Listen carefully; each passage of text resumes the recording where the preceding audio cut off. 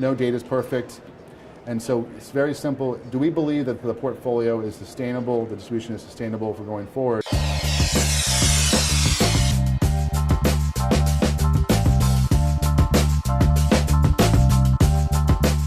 Return on capital is more of an issue with closed-end funds because they've come out with managed distribution plans. Sometimes it's an accounting thing. And in that case, return on capital is not bad.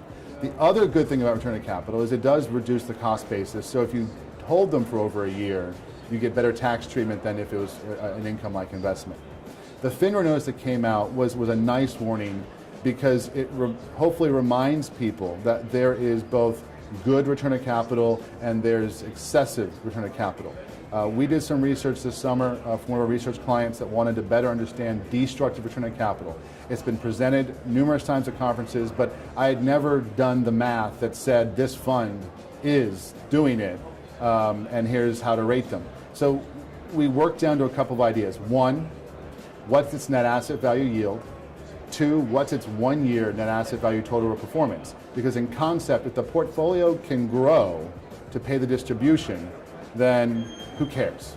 Like, it's not a perfect system, but that tells you that they weren't paying more than they earned through anything that was done.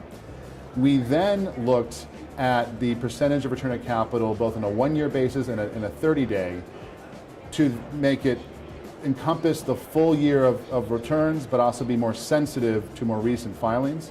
And we basically come up with an adjusted percentage of the return on capital.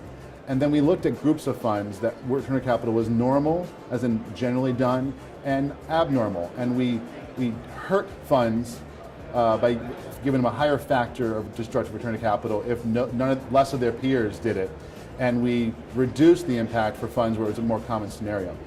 And so it's very simple. Do we believe that the portfolio is sustainable, the distribution is sustainable for going forward?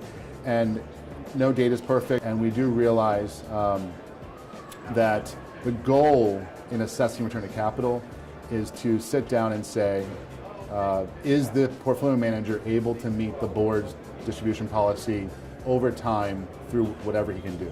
For more information and data on closed-end funds, visit our sponsor, cefconnect.com, the authority on closed-end funds. Thanks for watching. This is Closed-End Fund News.